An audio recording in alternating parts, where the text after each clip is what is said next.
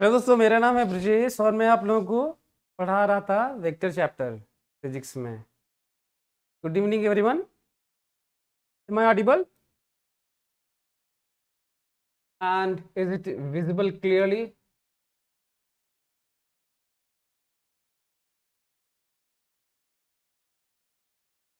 बोलो जल्दी से।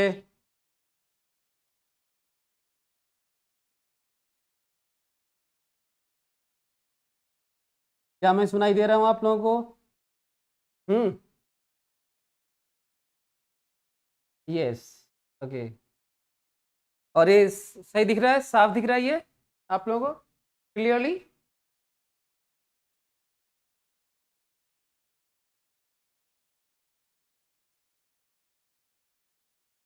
ओके। Okay good. कौन कौन आ गया? दिव्यांश, स्वयं, शौनक, हर्षित, सूर्यांश, अभिषेक। ओके चलो। Okay okay.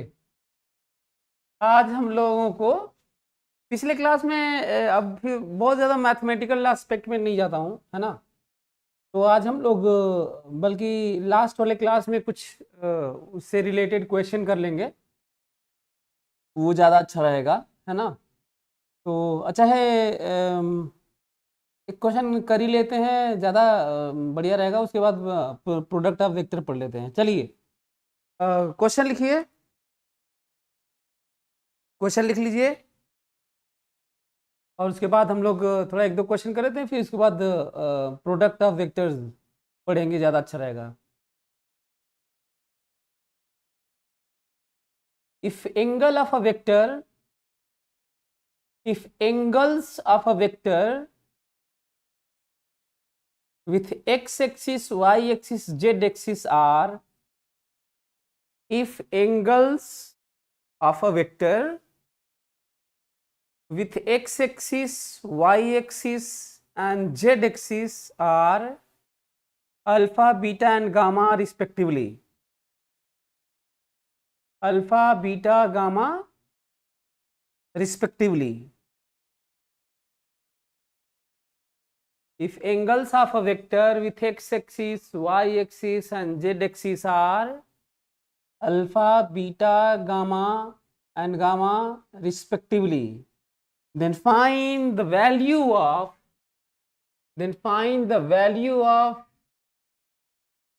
cos square alpha plus cos square beta plus cos square gamma. Sin square alpha plus sin square beta plus sin square gamma. Third है tan square alpha plus tan square beta plus tan square gamma. जल्दी से सभी लोग हमको answer बताओ, come on. सभी लोग हमको इसका जो सामने लिखा हुआ है इसका आंसर बताओ। आपको पता है ना 3D वेक्टर्स? 3D वेक्टर्स पहले वाले का 1, ओके हर्षिका। दूसरे वाले का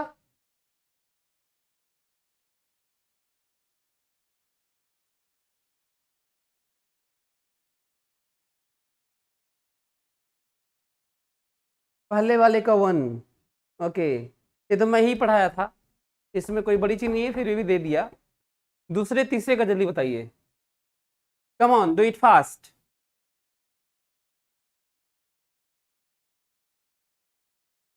जल्दी करो, वन फॉर ऑल, नॉट सभ्यम, नॉट राइट। सभी लोग एक ही का जवाब दे रहे हैं, फर्स्ट का, और उसी का जवाब दे रहे हैं जो मैं पिछले क्लास में पढ़ा चुका हूं। जो लोग भी आज नए हैं, 17th क्लास है शायद मोस्ट प्रोबेबली, जो लोग भी आज नए हैं कृपया इस क्लास से जज न करें। आप शुरू से पढ़िए, तेजी से पढ़िए। आप पढ़ते हुए फर्स्ट क्लास से आइए, आपको बहुत मज़ा भी आएगा, बोरिंग भी नहीं लगेगा आपको, आप बहुत अच्छा फील करेंगे। क्योंकि मैं केवल चीज़ें फिजिक्स से रिलेटेड ही नहीं बल्कि उसको रिलेट करके रियल लाइफ से और नेचर से मैं पढ़ाता हूँ। तो दूसरे का 2, ओके, हर्षित पांडे का दूसरे का भी आंसर आ गया। Pankaj Kumar, yes, I am from Varanasi, yes you are right. Sir आप घुंघराले बाल कटवा क्यों लिए? अरे ये तो क्वेश्चन क्यों पूछ रहे यार, जो क्वेश्चन दिया वो करो। एक्चुअली मैं अपने लाइफ को डायनामिक रखना चाहता हूँ, है ना। हर्षिका जायसवाल 2, दूसरे का 2, रौनक का भी आ गया 2, गुड, अच्छा लगता था। हाँ बढ़ जाएंगे बहुत, दुनिया के सबसे तेजी से बाल बढ़ता है मेरा दुनिया में। मेरे इतना तेज तेजी से जो रेट ऑफ ग्रोथ है, हाईएस्ट है मेरे बाल के बढ़ने का। ओके। हाँ तो चलिए देखते हैं।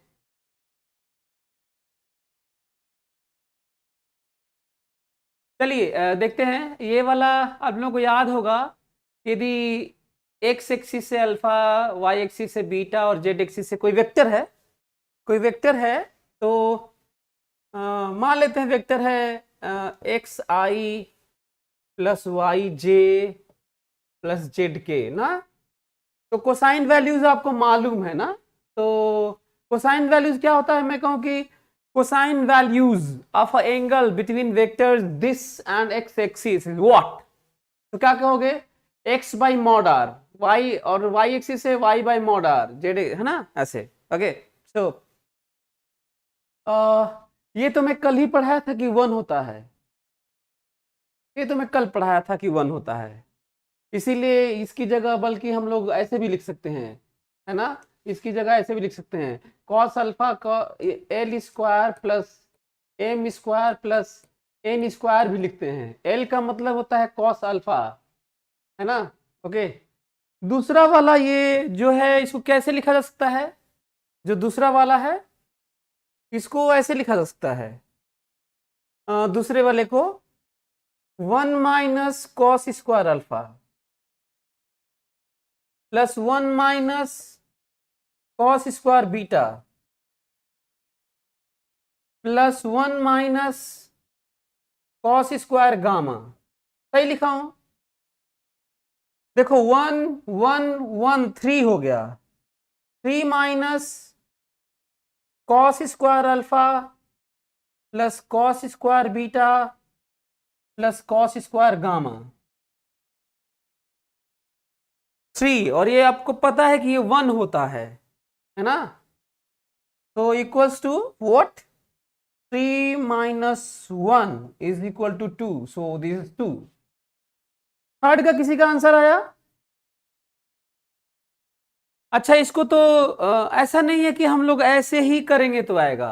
आपको याद है कि साइन अल्फा कॉस अल्फा, तो आपको याद होगा कि ऐसे लिखते हैं, x by under root x square plus y square plus z square, ऐसे ही लिखते हैं। लेकिन आपको याद होगा कि साइन भी ऐसे लिखते हैं, sine alpha is nothing but what, sine alpha is y square plus z square divided by under root x square plus y square plus z square. क्या साइन स्क्वायर अल्फा को इस तरह से लिख के, sine alpha sine beta sine gamma को इस तरह से लिख लिख के रख रख के करते तो 2 नहीं आता, तब भी 2 आता। मैं क्या बोल रहा हूं, मैं कह रहा हूं कि साइन अल्फा, फोटो याद करो, पिछले क्लास का एक फोटो बनाया था मैं, वो याद करो। तो आप इसकी वैल्यू ऐसे इसके लिए इसके लिए इसके लिए लिख के जोड़ोगे तो भी तुम्हें 2 ही मिलेगा, और ऐसे करोगे तो भी तुम्हें 2 ही मिलेगा। तीसरा कोई बताएगा? तीसरा,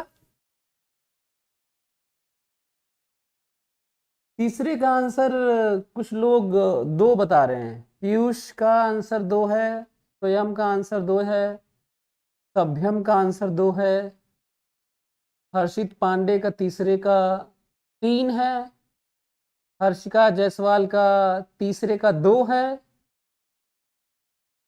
दो है और इसका आंसर है सरप्राइजिंगली सबका गलत है। इससे आप लोगों को सीखने को मिलेगा, सबका गलत है। इसका आंसर है it depends on value of x y z. ये नंबर में नहीं आएगा, है ना। So it can not be found out. तीसरे का वैल्यू पाया नहीं जा सकता। उसका रीजन है कि, अच्छा मैं बता देता हूँ गलती आप लोग क्या किए होंगे। मैं समझ गया तुम लोग की गलतियां क्या हुई होंगी, क्योंकि पढ़ाते हुए इतना दिन हो गया ना, और और मैं जानता था कि तुम लोग के यही आंसर आने वाले हैं। तो इसका आंसर क्या है?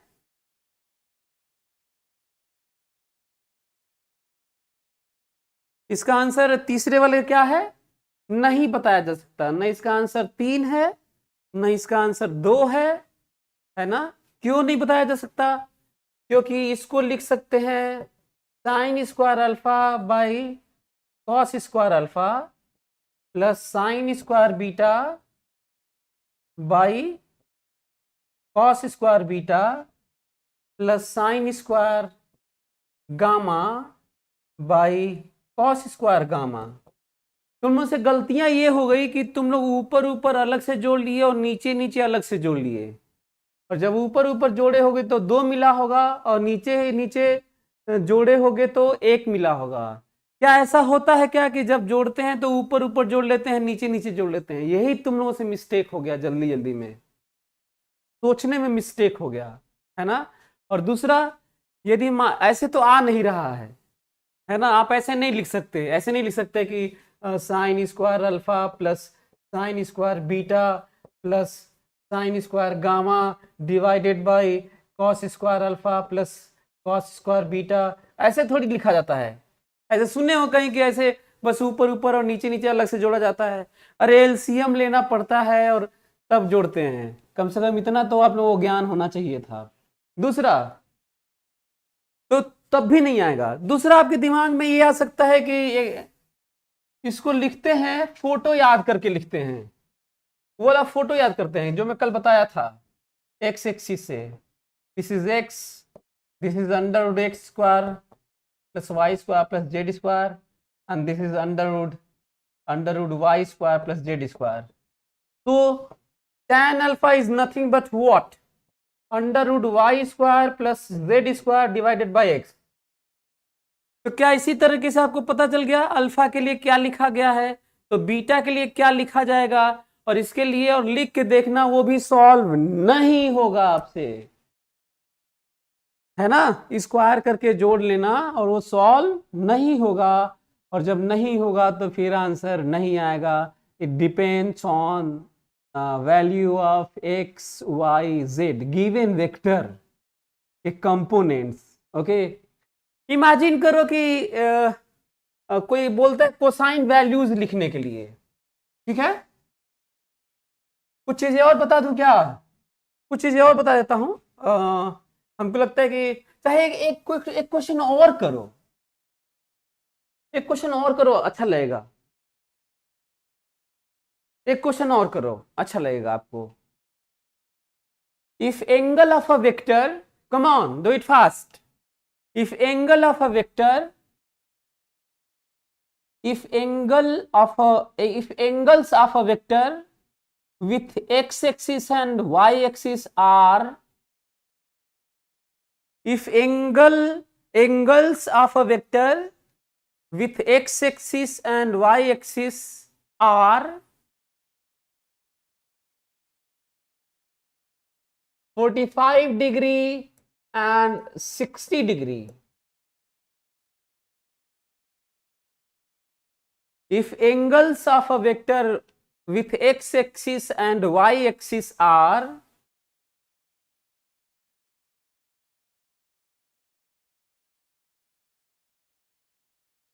हाँ मैं वही हूँ, लेकिन पिक्चर में लंबे बाल होंगे। हाँ, if angles of a vector with x-axis, y-axis are 45 degree and 60 degree, then find angle of the vector with z axis. Then find angle of a vector with z axis.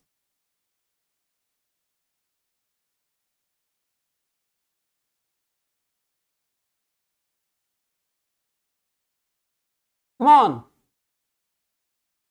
If angles of a vector with x axis and y axis are, हाँ Arif Ali, I am from Baghri, you are right. हाँ, तुम क्या बघरी के हो या जमानिया या गाजीपुर? जब बघरी जमानिया गाजीपुर इसी में से होगे तो जानते होगे मोस्ट प्रोबेबली। ओ हाय, लेकिन नाम बड़ा खतरनाक है, नॉटी आरुष गुप्ता। वाई और नॉटी? हाय, जल्दी जल्दी जल्दी डू इट फास्ट, क्योंकि हम लोग को पढ़ना भी तो है यार, हम लोगों को पढ़ना भी तो है।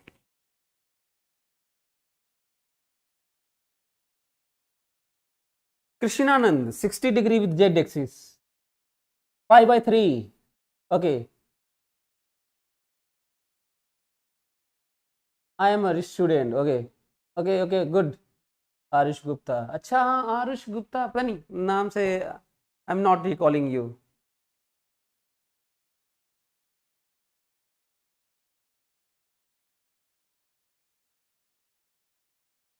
Oh, 7 years before, long ago. 75 degree, not 75 degree का वैल्यू तुम्हें कहां से मालूम चल गया यार? 30 degree, Shaunak wrong answer. Anyway चलो देखते हैं। हमको ये बताओ कि चाहे कहें cosine value l square plus m square plus n square, आपको पता है क्या होते हैं? Cos square 45 degree plus cos square 60 degree, ये कॉस होता है ना, कॉस एंगल होता है, प्लस कॉस स्क्वायर गामा, जो हमें पाना था। पहले आप गामा मान लेते हैं, उसके बाद हम लोग निकालते हैं। वैसे गलत तो सबका ही है, सभी लोग एक वैल्यू बता रहे हैं, हालांकि 2 वैल्यू पॉसिबल है ना। तो व्हाट, दिस इज 1। आपको पता है ये 1/√2 होता है, स्क्वायर करोगे 2 हो जाएगा। ये 1/2 होता है, cos 60 is 1/2 again, so this is what, again 1/4 plus cos square gamma is equal to 1, so cos square gamma is equal to 1 minus, this is 3/4, that is 1/4. So what is cos gamma? Cos gamma is plus minus 1/2. So what is gamma? Value of gamma, that is 60 degree or 130 degree, 120 degree, ठीक है, 120 degree.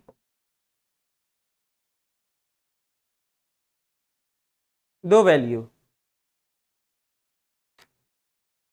तो हमें लगता है कि आप लोगों को समझ में आ गया होगा, किसी को कोई प्रॉब्लम नहीं होगी। और एक तो हल्का सा क्वेश्चन और ऐसे ही डिस्कशन के नाम पे मैं पूछ लेता हूं, है ना। तो हमें लग रहा है कि आप लोगों को ये चीज समझ में आ गई होगी। और डिस्कशन के नाम पे एक पूछ लेता हूं, ऐसे ही मैं एक वैल्यू दे देता हूं और आपसे पूछ लेता हूं। माना कि गिवन वेक्टर आर है, this 3i plus 4j plus 12k, ठीक है। मैं पूछता हूं, आप लोग आंसर बताएंगे, क्विज टाइप का, ओके। क्विज टाइप का करते हैं, हम आपसे पूछते हैं और आप लोग भरभरा के आंसर दीजिएगा, भरभरा के लिखिएगा, ओके। Are you ready? नहीं, ऑफलाइन क्लासेस नहीं चल रही हैं यार, अभी लॉकडाउन चल रहा है, अभी अलाउ नहीं है। तो ओके, चलो चलो बताइए मैग्नीट्यूड ऑफ आर बताइए, चलिए come on, magnitude of r,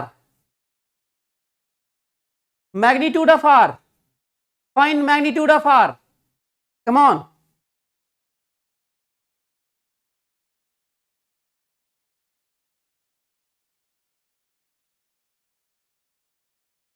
magnitude of r कितना होता है आपको पता है?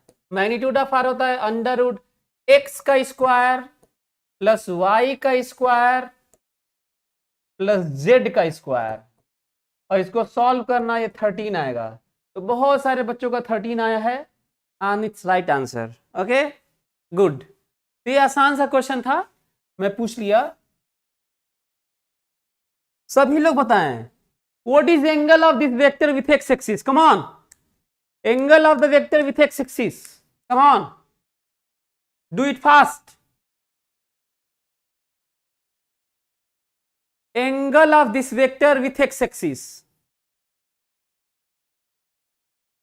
angle of this vector with x-axis, come on, angle of this vector with x-axis। अच्छा, angle of this vector with x axis, y axis, z axis, तीनों बता दो। पहले एक्स एक्सिस ही बता दो सभी लोग, सभी लोग पहले एक्स एक्सिस ही बता दो और फिर बाकी सब बाद में।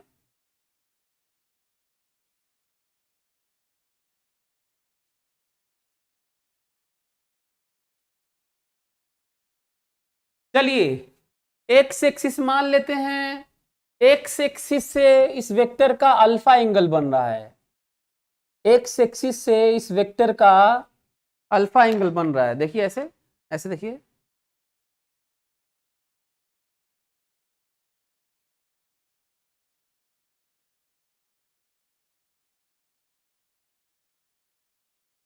हाँ दिख रहा होगा, ये रहा वेक्टर, समझ में आ रहा होगा, दिख रहा होगा आप लोगों को ऐसे। तो this is what x is ऐसे ना angle.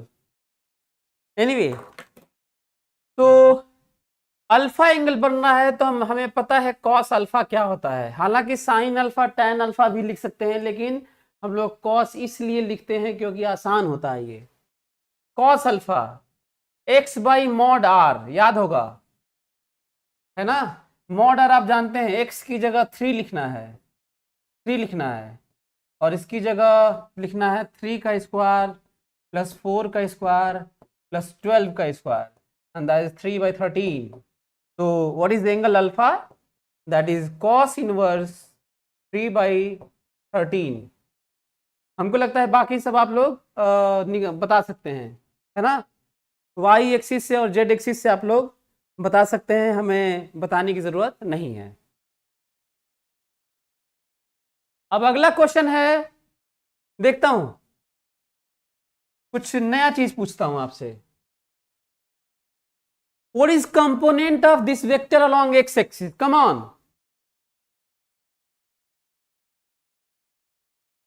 Come on, do it fast.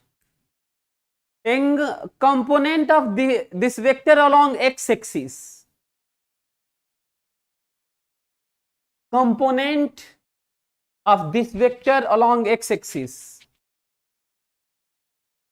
Component of this vector along x-axis.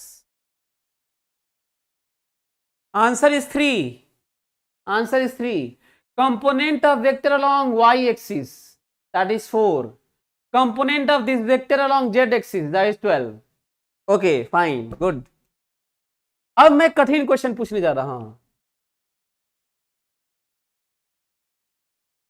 Sir offline में इतने ज्यादा स्टूडेंट होते हैं और यहाँ पे, हाँ हाँ, तो यहाँ पे ऐसे ही 20-25 क्लास करते हैं, बाकी उसके बाद उनके व्यूज आते हैं, तो नो प्रॉब्लम, बच्चा एक भी रहेगा फर्क नहीं पड़ता। एनीवे तो दूसरा क्वेश्चन, अब मैं एक लाइन के लॉन्ग नहीं पूछूंगा, मैं पूछूंगा, मैं आपसे पूछूंगा component of this vector on xy plane. Projection of this vector on xy plane. Come on. Component of this vector on xy plane. Projection ज्यादा वर्ड अच्छा लग रहा है. Projection of vector on xy plane. Length of projection of this vector on xy plane. Come on. जब हम किसी vector का projection लेते हैं एक्स वाई प्लेन पर प्रोजेक्शन लेते हैं तो हम जेड गायब कर देते हैं. जैसे ही हम कहेंगे एक्स वाई प्लेन पर प्रोजेक्शन लेंगे तो ये वैल्यू दिखेगी, ये गायब हो जाएगी. जब हम कहेंगे वाई जेड प्लेन पे प्रोजेक्शन लेंगे तो ये दोनों रहेंगे और इसको हम गायब कर देंगे, क्योंकि हम एक डायमेंशन को गायब करते हैं, उसकी बात ही नहीं कर रहे हैं. तो what is component projection of the vector on xy plane? How much? That is under x square plus y square. That is how much? 3 square plus 4 square is nothing but how much? 5.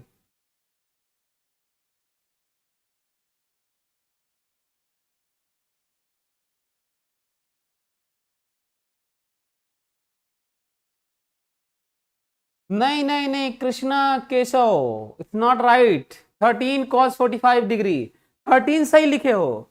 Krishna Keshav का एक confusion है जो सबको जानना चाहिए कि आप जब प्रोजेक्शन ले रहे हो 13 का, तो 13 का प्रोजेक्शन तो ले रहे हो पर एक्स वाई प्लेन से एंगल मालूम नहीं है, आप अपने से 45 डिग्री नहीं मान सकते. It's wrong answer, not right. ठीक है, तो पता नहीं है, हम लोगों को मालूम नहीं है कि कितना एंगल है एक्स वाई प्लेन से इस वेक्टर का कितना एंगल है. अच्छा, सही में यदि मैं आपसे कहता कि एक्स वाई प्लेन से कितना एंगल बना रहा है, चलो कृष्णा केशव के कारण मैं एक क्वेश्चन पूछ देता हूँ. Spontaneity, this a way to teach, ऐसे पढ़ाना चाहिए लोगों को. This should be the way. Anyway, जल्दी से बताओ इस वेक्टर का एक्स वाई प्लेन से कितना एंगल है. Come on. इस वेक्टर का एक्स वाई प्लेन से कितना एंगल है. कम on, do it fast. Acute angle है पर कितना है. सभ्यम, एक्यूट एंगल है पर कितना है.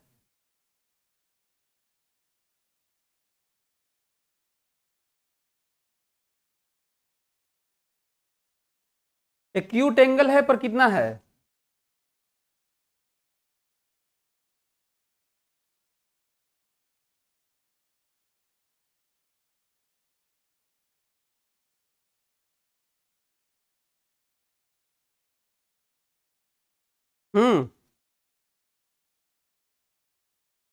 देखो कितनी अच्छी बुक है, व्हाट इज रियल. मेरे पास इस तरह की हजारों बुक है ना, इसी तरह की चीजें मैं पढ़ता भी हूँ, जिसके कारण मैं आप लोगों को इस तरह से पढ़ा पाता हूँ. एनीवे, सो ये देखो, इसे मान लो x मान लो, इसे मान लो x, इसे मान लो y और इसे मान लो z ना. ठीक है, तो ये है, ये बात हो रही है सामने. ऐसे जब इसको प्रोजेक्ट करोगे तो ये तो निकाले हैं 5 आएगा, है ना, नीचे एक्स वाई प्लेन पे 5 आएगा और ये 13 है. तो जब किसी बेस जो परपेंडिकुलर ड्रॉ कर रहे हैं तो सिंपल सा आंसर है, इमेजिन करना होगा कॉस थीटा बराबर, ये देखो ये रहा वेक्टर, मेरा हाथ वेक्टर है. जब इस पे डालोगे टेबल पे तो ये 13 है और टेबल पे नीचे 5 है. बोलो, नीचे 5 है तो, और ये परपेंडिकुलर है, ये परपेंडिकुलर है. तो बताओ एक राइट एंगल ट्रायंगल बना. देखो, हाइपोटेनस, परपेंडिकुलर एंड दिस 5, और ये एंगल बताना है, ये वाला बताओ आंसर बताओ। 5/13 आंसर है। तो theta is cos inverse 5/13।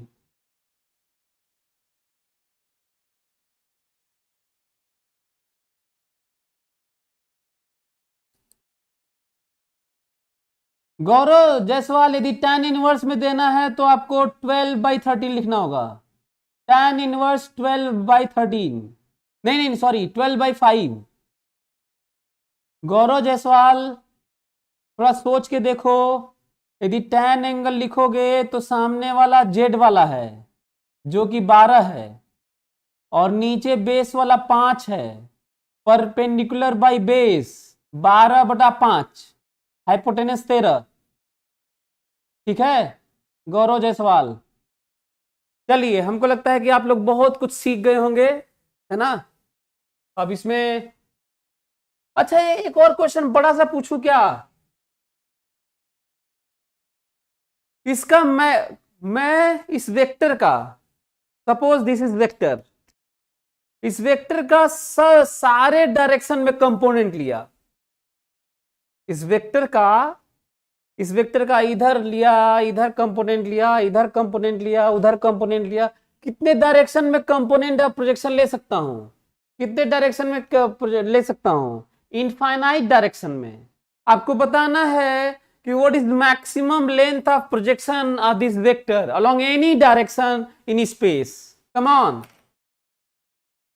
Come on, answer please. What is maximum length of component of this vector along any direction in whole space, all the infinite direction? Come on.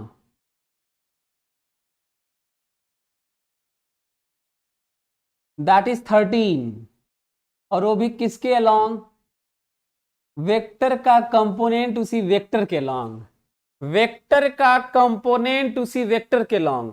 हल्का सा भी किसी के long लिए, हल्का सा भी किसी के लॉन्ग लिए, हल्का सा भी किसी के लॉन्ग लिए, किसी के लॉन्ग ले लो, 13 से कम हो जाएगा, 13 से कम हो जाएगा।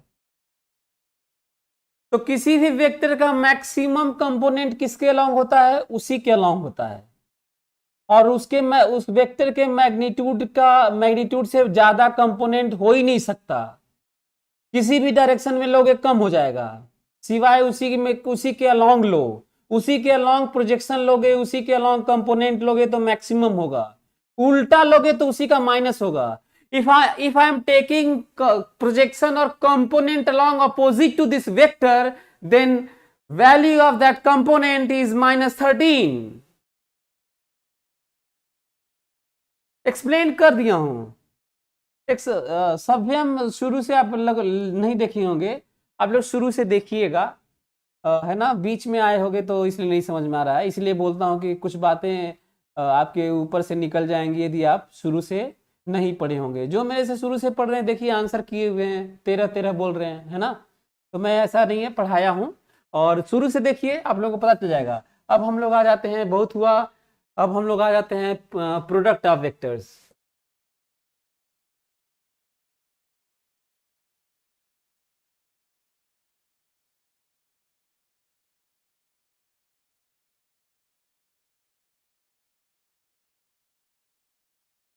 दो तरह के होते हैं, दो तरह के होते हैं, डॉट प्रोडक्ट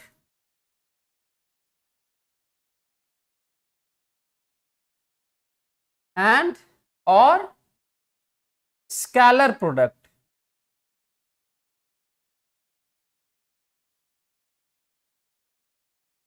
और ये हो गया क्रॉस प्रोडक्ट, क्रॉस प्रोडक्ट और वेक्टर प्रोडक्ट।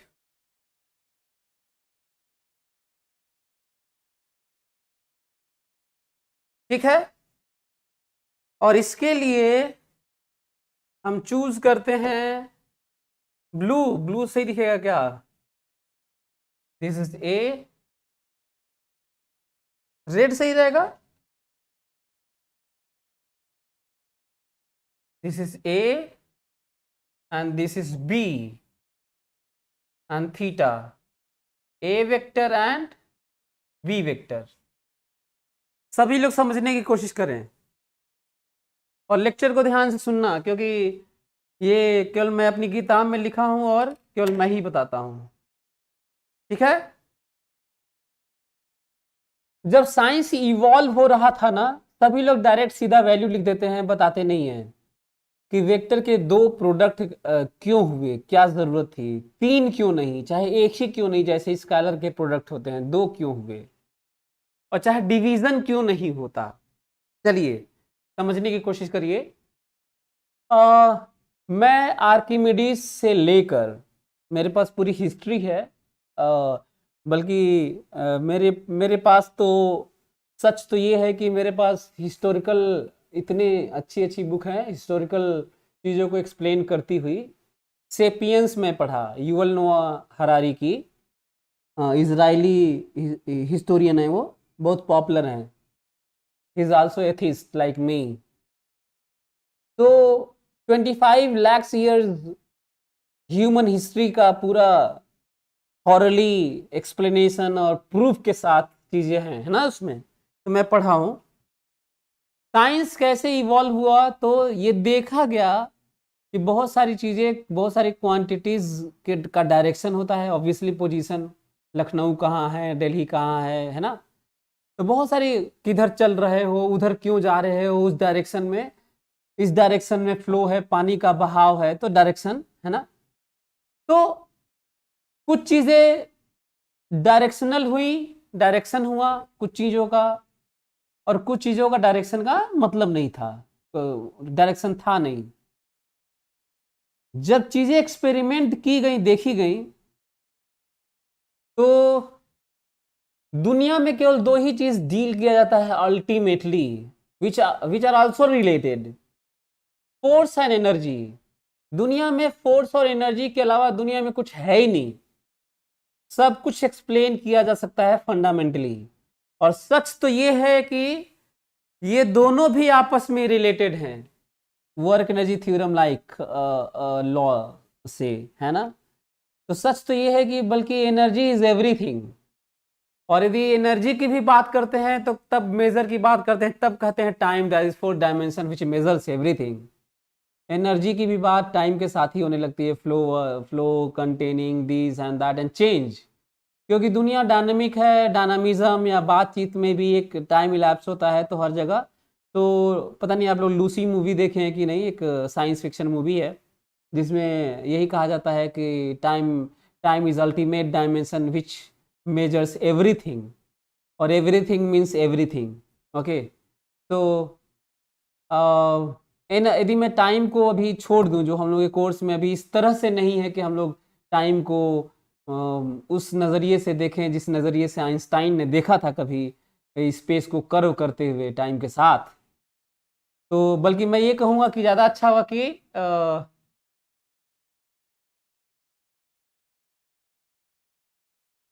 ज़्यादा अच्छा हुआ कि हम बात करें इस क्रॉस प्रोडक्ट और डॉट प्रोडक्ट की। तो सच ये है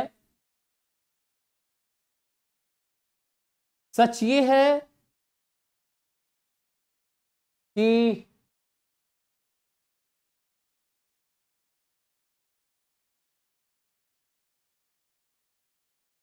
हाँ, तो सच ये है कि वो एक बल्ब मेरा यहाँ पे स्टूडियो में खराब हो गया तो उसे बंद करना पड़ा, एनीवे। तो सच ये है कि दुनिया में वेक्टर क्वांटिटीज, दो वेक्टर क्वांटिटीज से जो थर्ड क्वांटिटी डिराइव हुई, मैं नाम नहीं ले रहा हूं क्वांटिटी का, जो डिराइव हुई, और वो जितनी भी चीजें डिराइव होती हैं, डिफाइन होती हैं, वो जरूर या तो इनडायरेक्टली फोर्स से रिलेट करती हैं या एनर्जी से। आप देख लीजिएगा कभी, इस बात को महसूस करिएगा कि हर जगह मोर और लेस हमेशा इसी तरह की बात होती है, भले ही पावर की बात करें, वेलोसिटी की बात करें, एक्सेलरेशन की बात करें, डिस्प्लेसमेंट की बात करें, मोमेंटम की बात करें, टॉर्क की बात करें, कुछ भी बात करें, पर रहता यही है कि हम लोग कहीं ना कहीं अल्टीमेटली फंडामेंटली हम वहीं स्टिक करते हैं, फोर्स एंड एनर्जी। ठीक है, चाहे पूरा मैग्नेटिज्म की बात करें, इलेक्ट्रोस्टैटिक मॉडर्न की बात करें, हर जगह जहाँ देखोगे वहीं पे कि आखिर ये चीज़ें इतनी स्ट्रॉन्ग बॉन्डिंग क्यों है, इतना बड़ा फोर्स क्यों है, अट्रैक्टिव फोर्स क्यों है, रिपल्सिव क्यों है, ये फलाना है ढिमकाना है ऐसे। तो दुनिया में दो चीजें देखी गई, डायरेक्शनल क्वांटिटीज, दो डायरेक्शनल क्वांटिटीज को लेकर जो थर्ड क्वांटिटी का एक एस्पेक्ट बनाया गया, कॉन्सेप्ट बनाया गया, एक्सप्लेन करने के लिए डिफाइन किया गया, वो दो ही तरह की नजर आई एक्सपेरिमेंटली।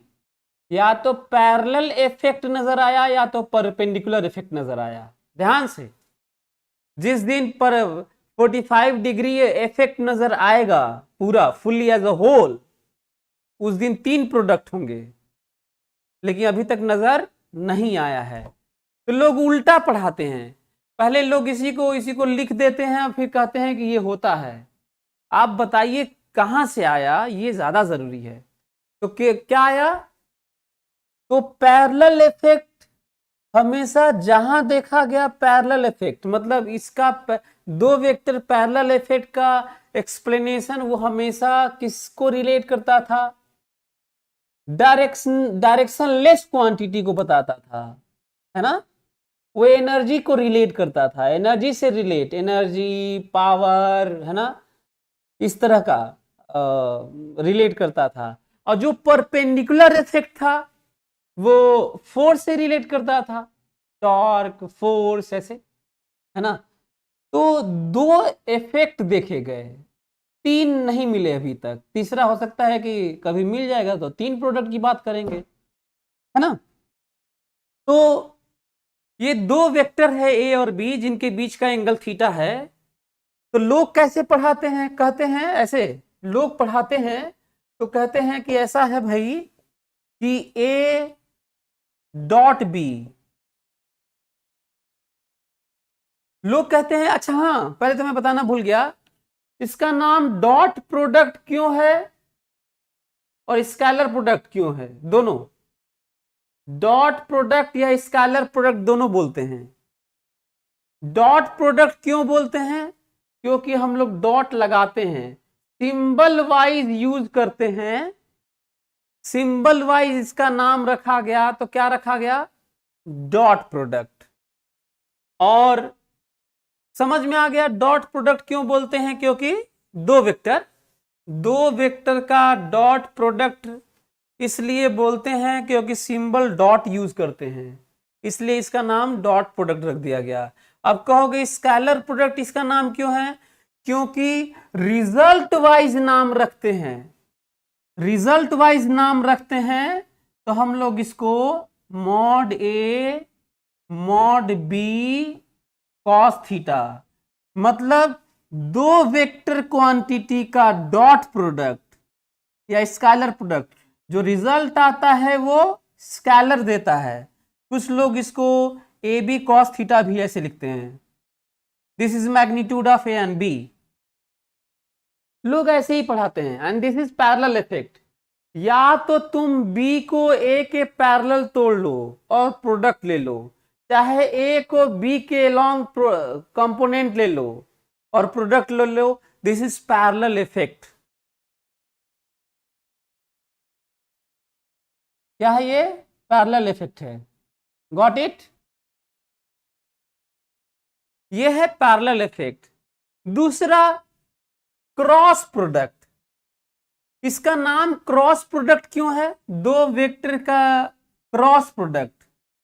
तो क्रॉस प्रोडक्ट में क्यों नाम पड़ा? क्यों क्रॉस प्रोडक्ट नाम पड़ा? इसलिए नाम पड़ा क्योंकि हम लोग क्रॉस प्रोडक्ट में हम लोग क्रॉस सिंबल यूज करते हैं, इसलिए इसका नाम क्रॉस प्रोडक्ट है। इसकी वैल्यू है mod A mod B sine theta, mod A mod B sine theta, और बगल में एक यूनिट वेक्टर। अब कहोगे कि सर क्रॉस प्रोडक्ट तो समझ में आ गया, क्रॉस लगाते हैं, इसका नाम वेक्टर प्रोडक्ट क्यों है? इसका नाम वेक्टर प्रोडक्ट क्यों है? क्योंकि वेक्टर प्रोडक्ट इसलिए इसका नाम है क्योंकि दो ये परपेंडिकुलर इफेक्ट है, और परपेंडिकुलर इफेक्ट किसको एक्सप्लेन करने लगा? फोर्स को। तुम कहोगे क्यों करने लगा? आप अपने से बोल दिए? नहीं, देखा गया।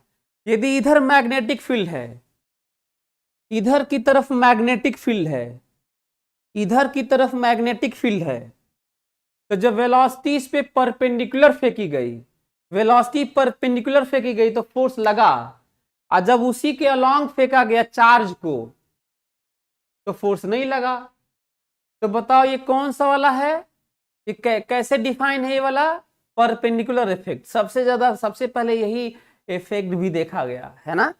तो दुनिया में कितने तरह के इफेक्ट होते हैं? Parallel effect and perpendicular effect. Parallel effect and perpendicular effect.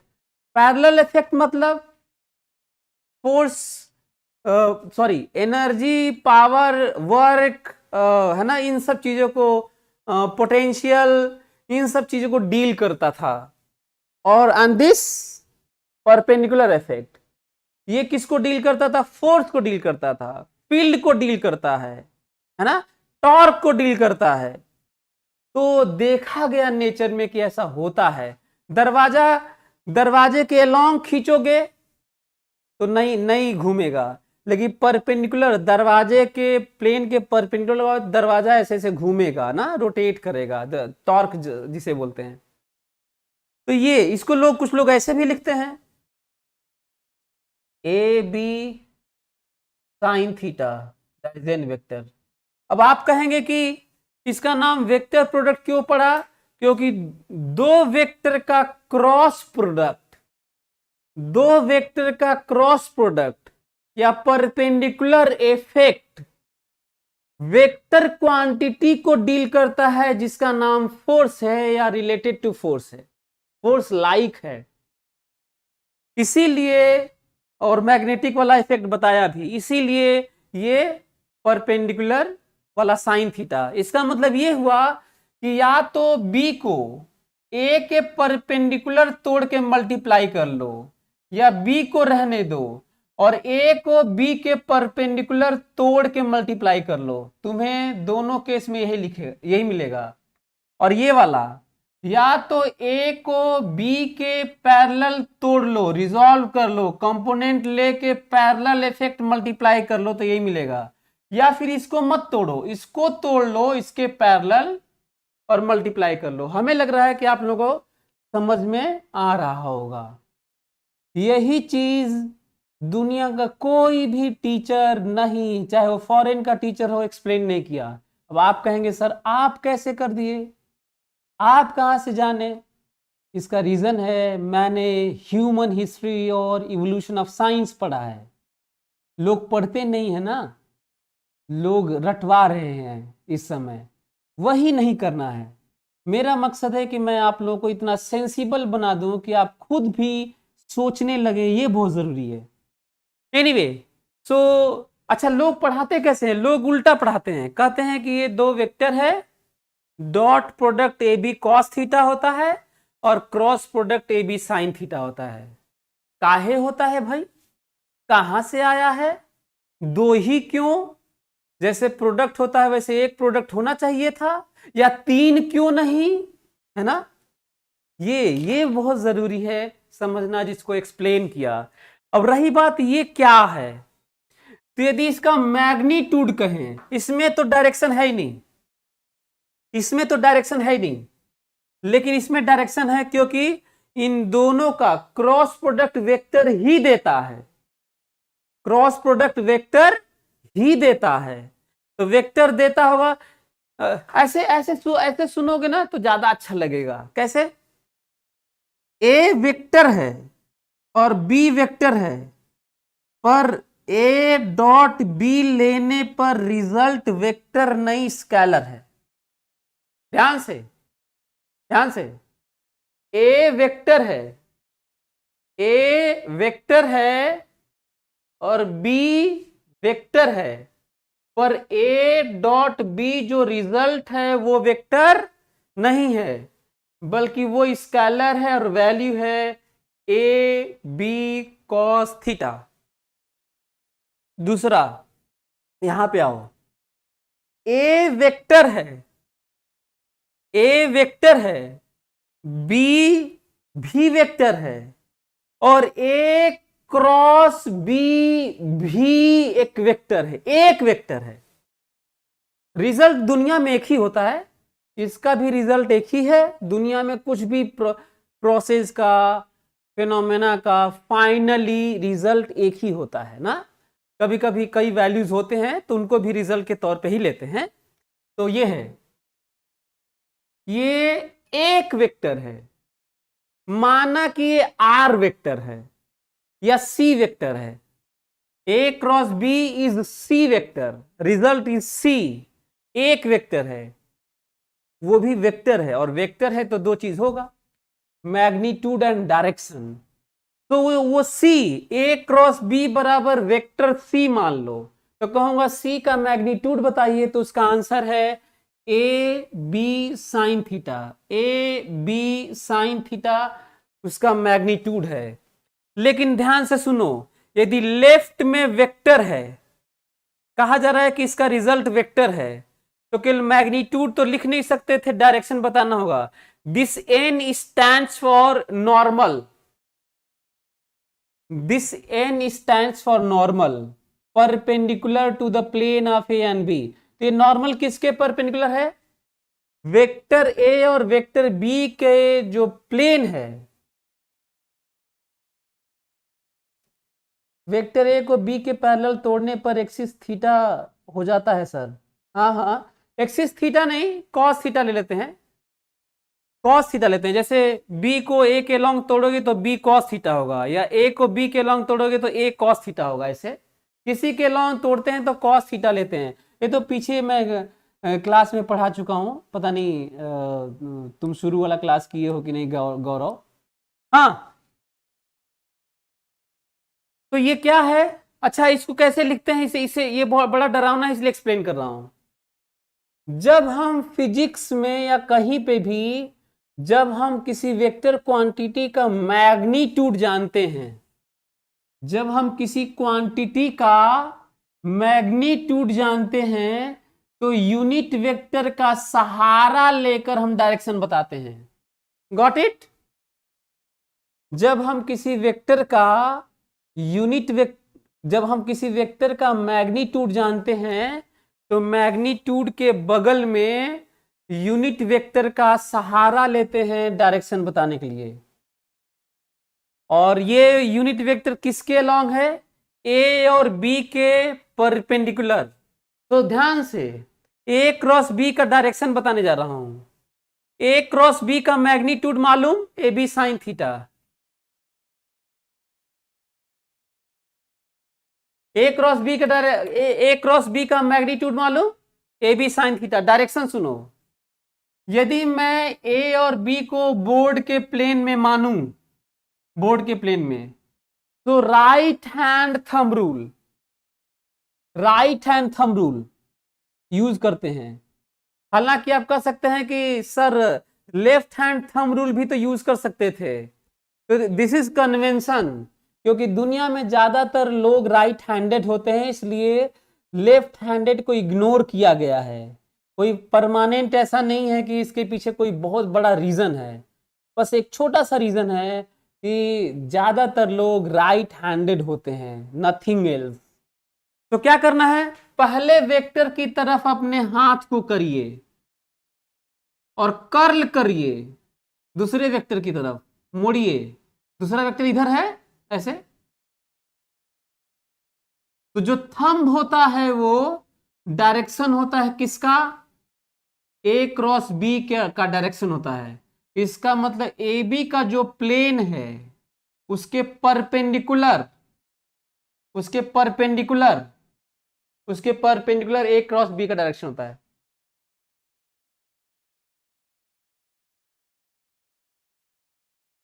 नहीं, फ्लेमिंग लेफ्ट हैंड रूल भी कोई जरूरत नहीं है, उन्होंने कह दिया, इसका ध्यान नहीं दिया कि ज्यादातर लोग राइट हैंडेड होते हैं। फ्लेमिंग एक गलती कर गए, जो फ्लेमिंग लेफ्ट हैंड रूल बनाए वो इस बात का ख्याल नहीं रखे, मेजोरिटेरियन जो एक ग्रुप है उसका ध्यान नहीं रखे। फ्लेमिंग का लेफ्ट हैंड रूल कोई जरूरत नहीं, उसको राइट हैंड बनाया जा सकता है ना। तो ये भी एक पॉइंट है जो जानना चाहिए। तो फ्लेमिंग पे भी नहीं जाते हैं हम लोग, बस ये राइट हैंड रूल समझो।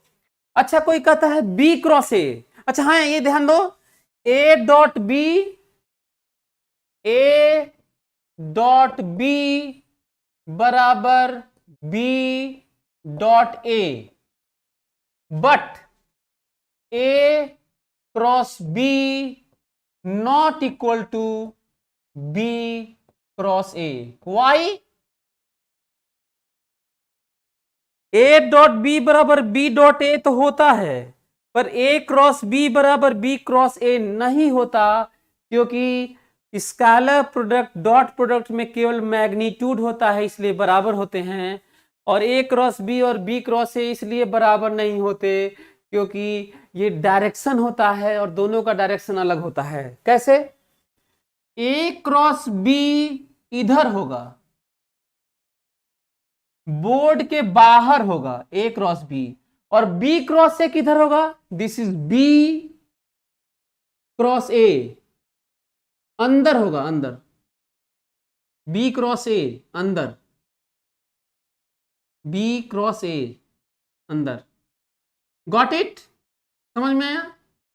बी क्रॉस ए अंदर, तो ए क्रॉस बी इधर और बी क्रॉस ए अंदर। What is the angle between a cross b and b cross A?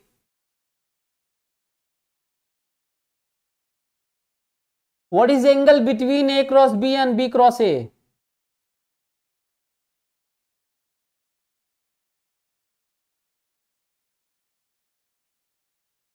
Not 0, 180 degree. Angle between A cross B and B cross A is 180 degree, क्योंकि A cross B इधर है और B cross A अंदर है। समझ में आ रहा है? क्लियर हो रहा है ये? तो मैं एक्सप्लेन किया आज का क्लास हम लोग का केवल इसी में रह गया कि आखिर दो प्रोडक्ट क्यों होते हैं। अब डिवीजन सुनो। दो प्रोडक्ट आप लोगों को समझ में आ गया क्यों होते हैं? क्योंकि पैरेलल इफेक्ट और परपेंडिकुलर इफेक्ट होते हैं। पैरेलल इफेक्ट एनर्जी को डील करता है जो स्केलर देता है, एनर्जी, पोटेंशियल, वर्क, पावर, ऐसे। और क्रॉस प्रोडक्ट फोर्स को डील करता है, और दुनिया में फोर्स एनर्जी के अलावा कुछ है वह नहीं, पहले तो ये जान लो। अच्छा, डिवीजन क्यों नहीं होता? डिवीजन इसलिए नहीं होता क्योंकि आज तक कोई क्वांटिटी ईस्ट में है, पूरब दिशा में है, डिवाइडेड बाय वेस्ट वाली क्वांटिटी है, तो वेक्टर जैसे मान लो ऐसे लिखते हैं, बता चुका हूं फिर भी। मान लो ये है कोई क्वांटिटी ना, मान लो ए क्वांटिटी ईस्ट में है तो, और बी क्वांटिटी नॉर्थ में है, तो ईस्ट बाई नॉर्थ अभी तक डिफाइन नहीं है। हो सकता है कि ये इस तरह की कोई क्वांटिटी बाद में बात हो, और जब बाद में बात होगी तो डिवीजन भी पॉसिबल होगा, बात करेंगे। जैसे हम लोग थोड़ी थोड़ी बात करते हुए टेक्नोलॉजी यहाँ तक एडवांस हो चुकी है कि मैं यहाँ पढ़ा रहा हूँ, आप सुन रहे हैं, तो हो सकता है कि ऐसी ज़रूरत पड़े कभी और हम लोग नॉर्थ बाई ईस्ट डिफाइन कर पाए। फिलहाल बाई डायरेक्शन का बाई डिफाइन नहीं है, पर डायरेक्शन का प्रोडक्ट डिफाइन हो चुका है। क्यों डिफाइन हो चुका है? क्योंकि मैग्नेटिक फील्ड में और कई जगह देखा जा चुका है चार्ज पर इफेक्ट। ओके, चाहे दरवाजे पर रोटेशनल में इफेक्ट देखा जा चुका है परपेंडिकुलर का, जिसको हम लोग डायरेक्शनल क्वांटिटी बोलते हैं। तो आप लोगों को समझ में आएगा कि डिवीजन क्यों नहीं है। ओके,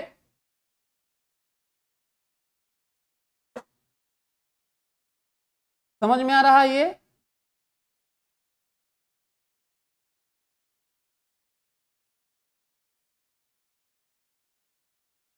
तो हम लोगों को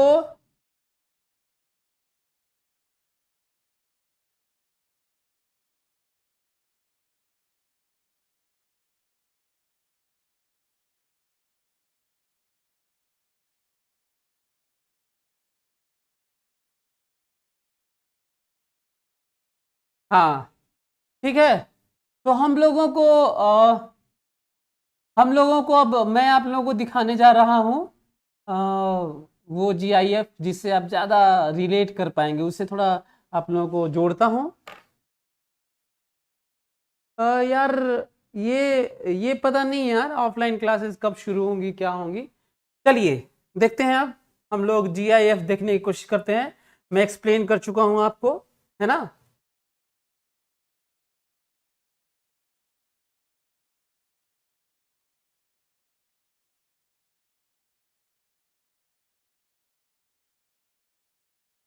हम्म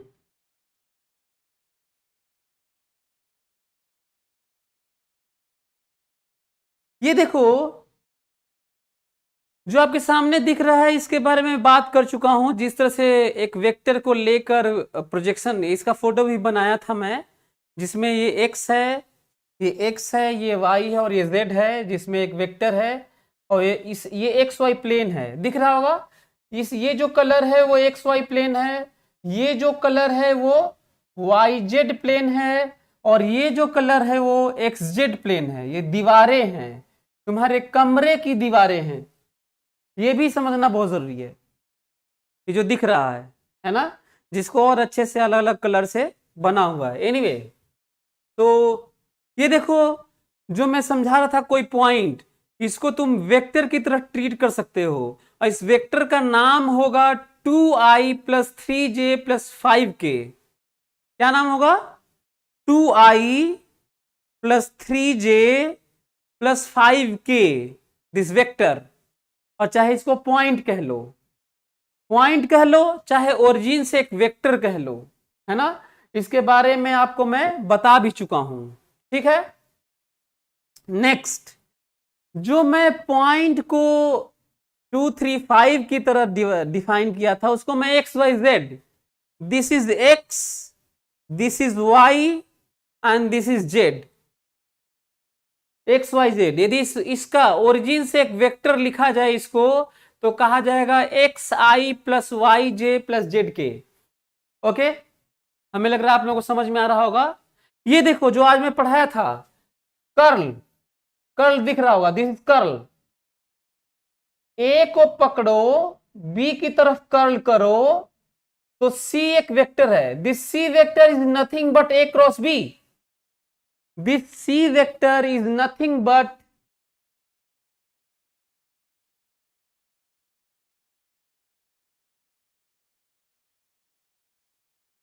sir, I got 266 marks in 27 July evening shift, in which your role is as like God. I am from your coaching. Okay, thank you so much for this kind of compliment, Ishraruz. Anyway, तो आप लोग देख रहे होगे, this is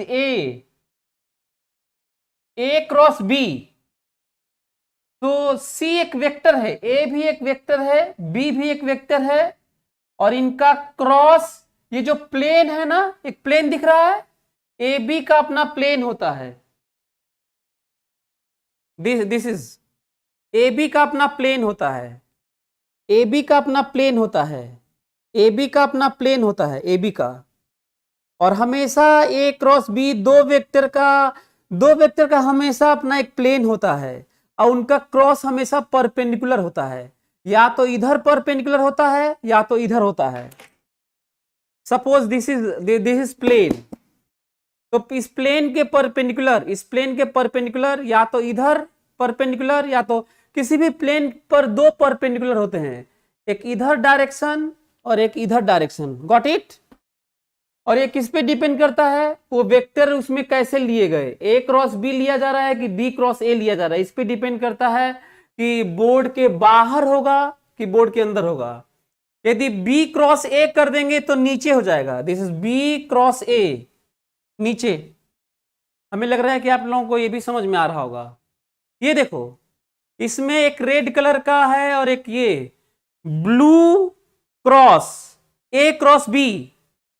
यदि हम लोग इसको ए क्रॉस बी ऐसे लें, ब्लू क्रॉस रेड लें ऐसे, यहां पे मॉड है तो इस पे मत जाना, है ना, क्योंकि मॉड था ये ऐसे। तो ये किधर की तरफ है? ऊपर की तरफ, ऊपर की तरफ। यदि हम लोग रेड क्रॉस ब्लू ले लेंगे तो ये, अच्छा ये प्लेन होगा। This is what, if this is a, this is b, then this is cross product of a and b. और यदि बी क्रॉस ए ले लेंगे तो नीचे दिखाना होगा, प्लेन के परपेंडिकुलर, प्लेन के परपेंडिकुलर। तो हमें लग रहा है कि आप लोगों को आज का क्लास समझ में आ रहा होगा, और ये जो मैं यूज कर रहा हूं इस पे भी डिपेंड करता है। अच्छा हाँ, आप देख रहे होगे, ये देखो, ये देखो, तो ये देखो, यदि मैं इसको बढ़ाता जाऊंगा, दो वेक्टर एक ही तरफ रहेंगे तो a b sine theta, a b sine 0 is 0। जैसे मैं एंगल बढ़ाता जाऊंगा तो बढ़ता जाएगा। देखो, ये देखो, जैसे ही एंगल बढ़ता जा रहा है, साइन है ना, साइन 90 इज 1 और साइन 0 इज 0, तो जैसे निकल रहा है वैसे ये बढ़ रहा है। सबसे ज्यादा कब होगा? जब ये 90 डिग्री होगा, और सबसे कम कब होगा? जब 0 डिग्री होगा। तो दो वेक्टर के बीच में जब 0 डिग्री होता है तो क्रॉस प्रोडक्ट की वैल्यू 0 हो जाती है, क्योंकि साइन थीटा होता है ना। लास्ट वन, ये देखो, मैं जो आपको दिखा रहा हूं इसमें दो वेक्टर का एक प्लेन है। देखो ब्लैक कलर का, दो वेक्टर का एक प्लेन है और ये दो वेक्टर हैं, दिख रहा होगा, दो वेक्टर हैं, और दो वेक्टर का क्रॉस प्रोडक्ट दिखाया गया है, और घुमा घुमा के दिखाया जा रहा है कि प्लेन के परपेंडिकुलर है। वो बार बार घुमा के दिखाया जा रहा है कि दो वेक्टर का, जो ये दो वेक्टर हैं, ये जो दो वेक्टर हैं, उनका रिजल्ट जो मैक्सिमम है 90 डिग्री के लिए है। लेकिन कैसे भी किसी भी डायरेक्शन में हो, कोई जरूरी नहीं है कि वो वेक्टर आई के अलोंग हो, जे के अलोंग हो। ये जानबूझ के मैं एक अजीब से डायरेक्शन को लेकर मैं आपको दिखाने की कोशिश कर रहा हूं, ताकि आपको पता चले कि वेक्टर, दो वेक्टर कैसे भी हो, उनका डॉट प्रोडक्ट और क्रॉस प्रोडक्ट लिया जा सकता है, जिसमें डॉट प्रोडक्ट स्केलर वैल्यू देता है और क्रॉस प्रोडक्ट वेक्टर वैल्यू देता है।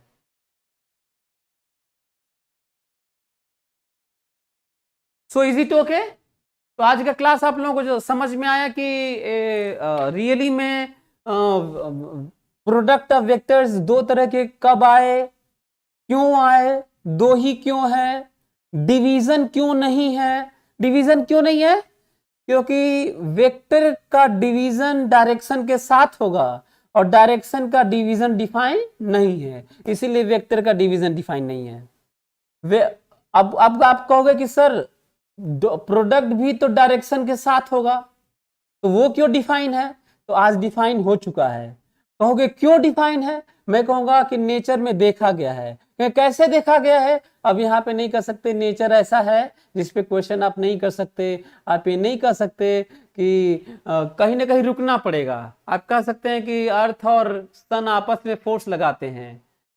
क्यों लगाते हैं न्यूटन नहीं बताए, आज पता चला है ग्रेविटॉन्स होते हैं जिनके कारण एक्सचेंज होता है तो फोर्स लगता है। तो तब क्वेश्चन ये होता है ग्रेविटॉन्स कहाँ से बने और क्यों फोर्स लगाते हैं, उन्हीं के कारण फोर्स क्यों लगता है। तो फिर क्वेश्चन, तो ये एंडलेस जर्नी है साइंस की कि क्यों क्यों क्यों, why this before this what was before this. इसका क्वेश्चन का अंत नहीं होगा, साइंस हमेशा ऐसे ही चलता रहेगा, खोजता रहेगा कि what was before this and that. तो थैंक यू सो मच, आप अपना ख्याल रखिए। बाकी हम लोग फिर से मिलेंगे अगले क्लास में। हम लोग इसको सेपरेट पढ़ेंगे, डॉट प्रोडक्ट अलग पढ़ेंगे और क्रॉस प्रोडक्ट अलग पढ़ेंगे। अगले क्लास में ऑलमोस्ट कंप्लीट हो रहा होगा, उसके बाद हम लोग क्वेश्चन करेंगे। Thank you so much, take care, bye, good night.